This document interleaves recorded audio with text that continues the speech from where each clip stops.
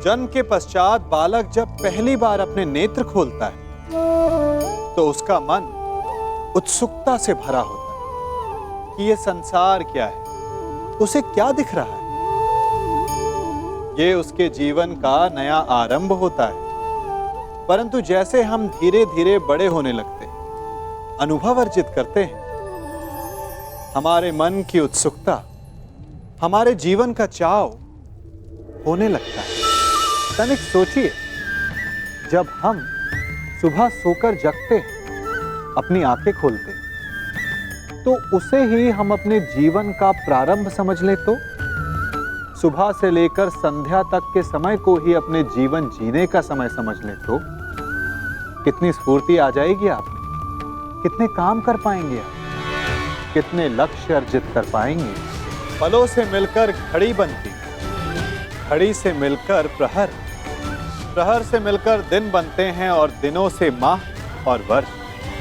यदि आप अपना हर पल, हर प्रहर विश्वास से जिए, हर दिन उत्साह से जिए, तो आपका संपूर्ण जीवन सार्थक हो सकता है। पिताश्री, क्या आपका विश्राम पूर्ण होने तक क्या मैं आपके कक्ष के बाहर आपकी प्रतीक्षा कर सकती हूँ? मुझे पता है लक्ष्मणा कि तुम्हारे मन में क्या चिंता है, परंतु मेरा विश्वास करो, जो भी मेरे समक्ष प्रथम आएगा मैं उसी का समर्थन करूंगा। और रही बात प्रतीक्षा की, तो तुम मेरी पुत्री हो। मेरे कक्ष के बाहर प्रतीक्षा करने के लिए तुम्हें अनुमति की आवश्यकता नहीं। बहुत प्रतीक्षा कर ली तुमने अर्जुन, परंतु अब उसका अंत हुआ, क्योंकि तुम अपने वास्तविक सखा से मिल ली। मैं हूं तुम्हारा वास्तविक सखा, तुम्हारा तारणहार, क्योंकि मैं ही वास्तविक वासुदेव हूं। अब तो तुम जान गए। मौन रहो पाखंडी।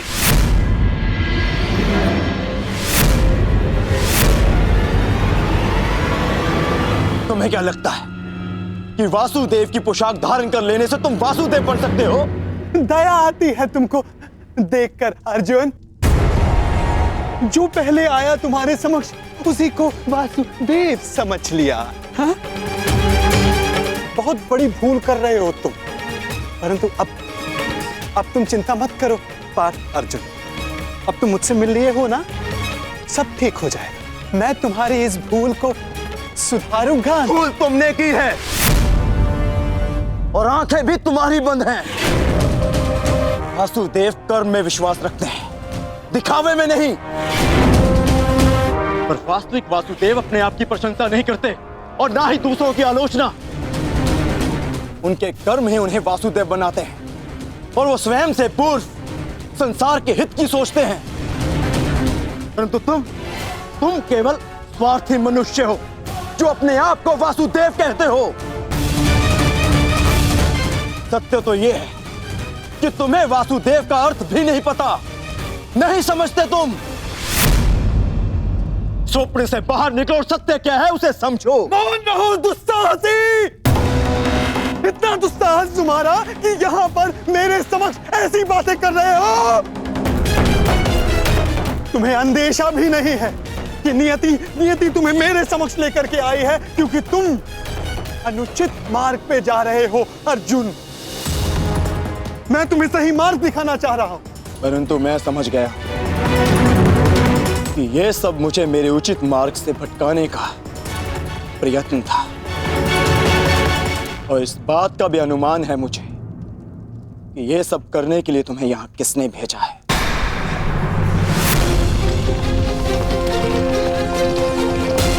परंतु मेरे और मेरे लक्ष्य के मध्य कोई नहीं आ सकता, कोई नहीं।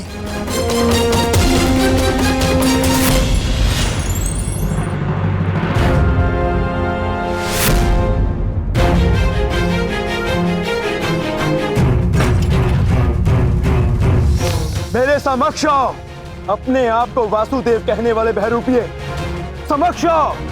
हाँ, उचित कहा तुमने अर्जुन। मैं बहरूपिया ही हूँ। कई रूप है मेरे।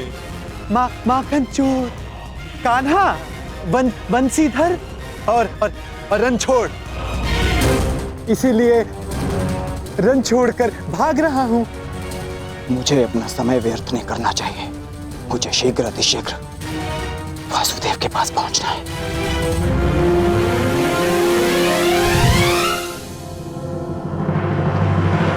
पार्थ अर्जुन कहां जा रहे हो? अर्जुन मुझे छोड़कर कहीं नहीं जा सकते अर्जुन। घर से आपका तात्पर्य अंग से है ना, या हस्तिनापुर के राजभवन से? आपके इस यथाकथित समाज में मेरे और मेरी माता की कोई स्थान नहीं।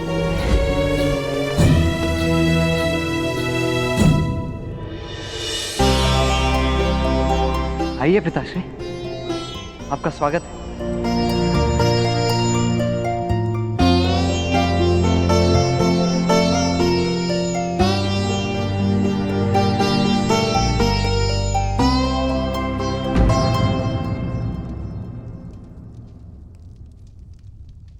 क्या हुआ सुप्रिया? कुछ नहीं, मैंने अभी जो इन्हें निर्णय सुनाया है ये उसी की प्रतिक्रिया है। कैसा निर्णय?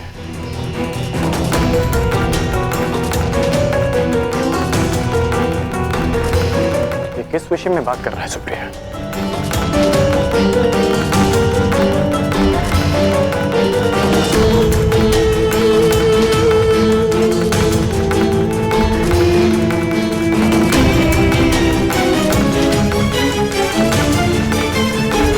सुप्रिया, पिताश्री, वो कुछ नहीं कह पाएंगी, परंतु मैं बताता हूं। वो मैं आपसे धनुर्विद्या और युद्ध कला का ज्ञान सीखना चाहता हूं।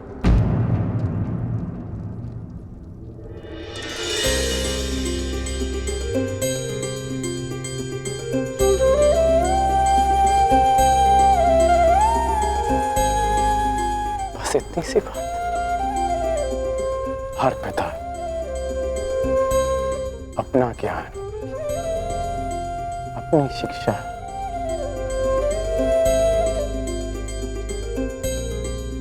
अपने संतान को देना चाहता है। मुझे बहुत प्रसन्नता होगी तुम्हें सिखाकर।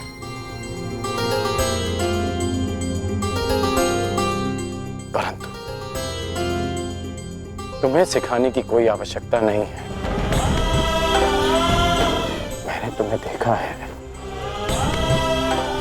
तुम युद्ध कला में निपुण हो पुत्र। हाँ हूं, अवश्य हूं पिताश्री, परंतु आपसे अधिक नहीं। मैं आपसे भी अधिक कुशल बनना चाहता हूं, और इसके लिए मेरे पास समय बहुत कम शेष है। मैं ये जानना चाहता हूं कि क्या आप मुझे सिखाएंगे? हाँ, मैं तुम्हें अवश्य सिखाऊंगा पुत्र। युद्ध अभ्यास के बहाने ही सही, हम साथ में समय तो बिता पाएंगे, परंतु किस बात के लिए कम समय शेष? इसका उत्तर आप भी जानते हैं पिताश्री। संसार अब तक के सबसे बड़े महासंग्राम के द्वार पर खड़ा है। वासुदेव के निर्णय के साथ ही युद्ध की घोषणा भी हो जाएगी।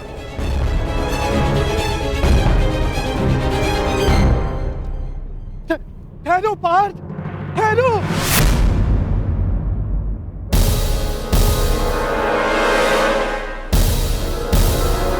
तुम मुझे छोड़कर कहीं नहीं जाओगे, नहीं जाने दूंगा मैं तुम्हें।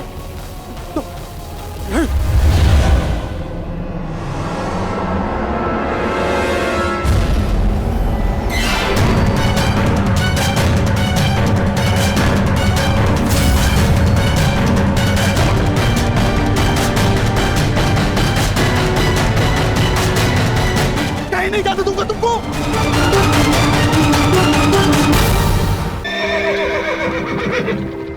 कार्रवाई शीघ्र करो। तुम्हारा इस युद्ध से क्या संबंध है? एक योद्धा का युद्ध से वही संबंध होता है जो धनुष का बाण से होता है। मैं भी इस युद्ध में सम्मिलित होना चाहता हूं।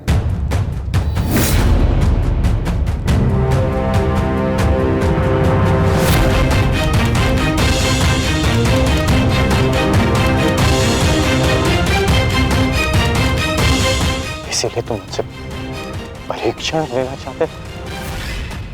हाँ, क्यों? एक योद्धा होने के नाते क्या आपको ऐसा नहीं करना चाहिए? करना चाहिए, मुझे ऐसा करना चाहिए। देखो पुत्र, मैं तुम्हारे निर्णय का बहुत सम्मान करता हूं। मुझे तुम पर गर्व है, परंतु इस किंतु परंतु इसके लिए अब कोई स्थान शेष नहीं है। मैं अपना निर्णय ले चुका हूं और अपना पक्ष भी चुन चुका हूं। तुम अपना पक्ष भी चुन चुके हो? हाँ, जिस ओर मेरा मित्र साम होगा। पिताश्री, मैं जानता हूं ये युद्ध अनेक लोगों की बलि लेने वाला है, इसीलिए मैं चाहता हूं कि मेरे मित्र साम को जब मेरी आवश्यकता हो तब मैं उसके साथ उसकी सहायता के लिए उपस्थित हूं, प्रस्तुत हूं। और आपने तो सदा मित्र धर्म निभाया है, निभाया है ना? तो आशा है कि आप मेरे मित्र धर्म के आड़े नहीं हैं।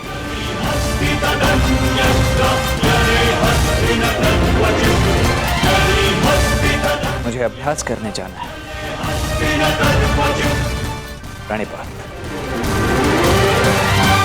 देखो, जो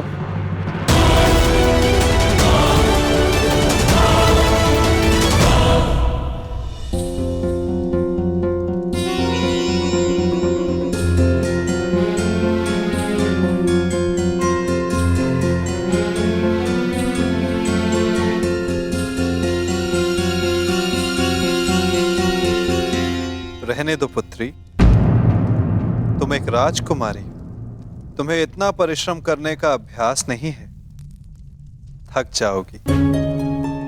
नहीं पिताश्री, आप चिंता मत कीजिए, मैं कर लूंगी।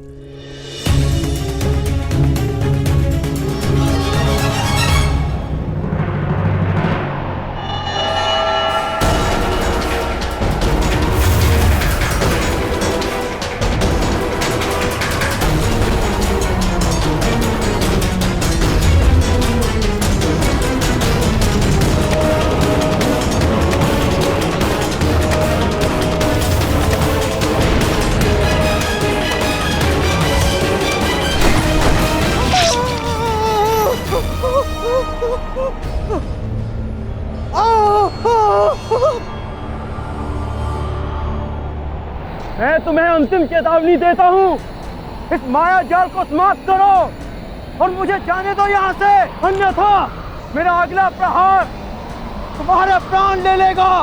और मेरा अगला प्रहार तुम्हारे जीवन का अंतिम क्षण होगा अर्जुन।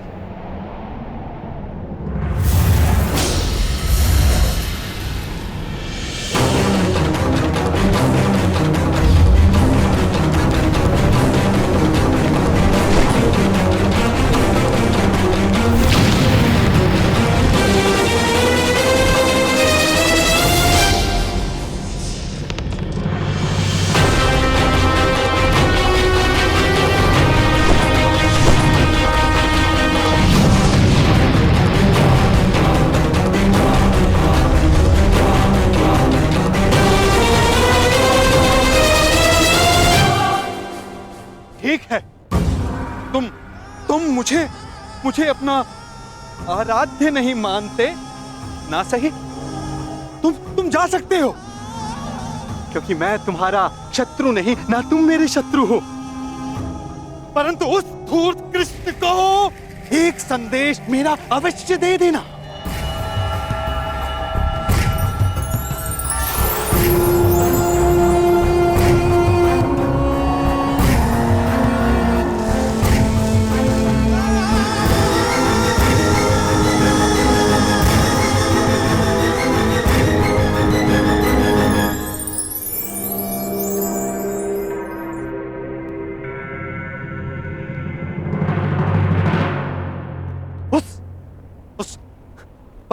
पाखंडी कृष्णा को यह उपहार दे देना।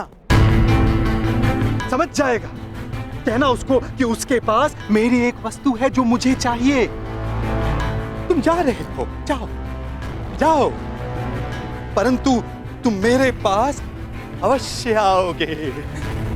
आना ही होगा, तुमको आना ही होगा।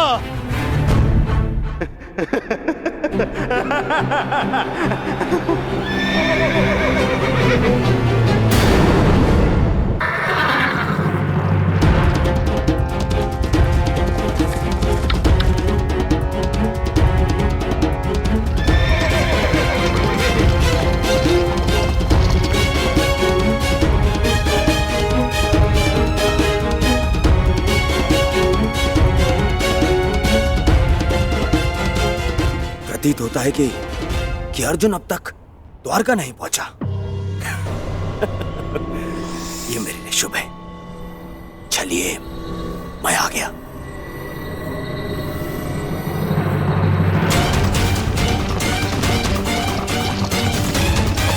और शीघ्रता करो सारथी।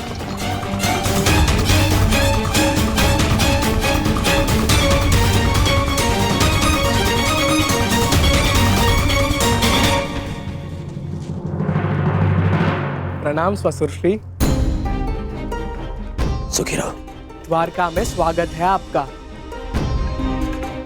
आपको मैं बधाई अवश्य दूंगा कि पांडवों से पूर्व आप द्वारका पहुंच गए, परंतु भय इस बात का लग रहा है कि आपके लौटने पर इस बात का दुख ना मनाना पड़े कि आपके सारे प्रयत्न बेकार जाएंगे। मैं जानता हूं मेरे पिता जो करने वाले हैं, परंतु आश्चर्य इस बात का है कि पिछले अनुभव को देखते हुए भी आप उनसे समर्थन मांगने के यहाँ कैसे आ गए। तुम भूल रहे हो साम, तुम्हारे पिता ने समस्त विराटनगर के समक्ष ये वचन दिया था कि जो भी उनके पास पहले पहुंचेगा उनका समर्थन उसी को मिलेगा।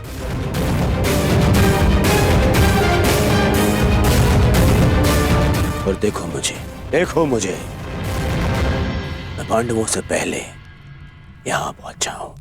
ये जानते हुए भी कि वचन तोड़ने मरोड़ने में वो सिद्धहस्त है।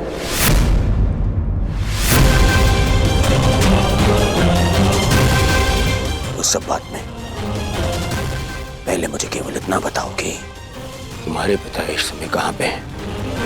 मुझे उनसे अभी मिलना है। इस समय वो विश्राम कर रहे हैं। मुझे विश्वास है इसमें भी उनकी कोई चाल है। कहां है तुम्हारे पिता का विश्राम कक्ष?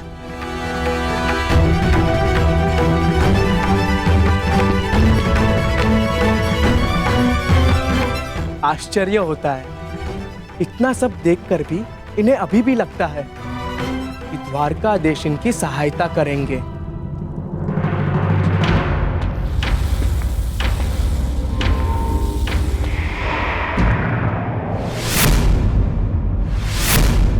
दुर्योधन का रथ!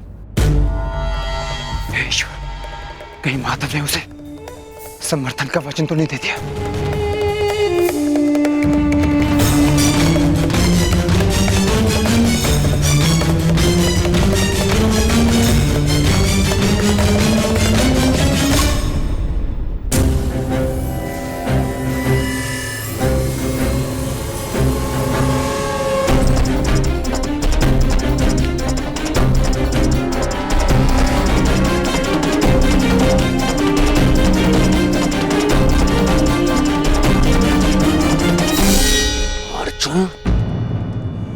किसी भी परिस्थिति में मुझे मुझे अर्जुन से पहले वासुदेव तक पहुंचना है। वासुदेव कहाँ है? वो अपने कक्ष में विश्राम कर रहे हैं।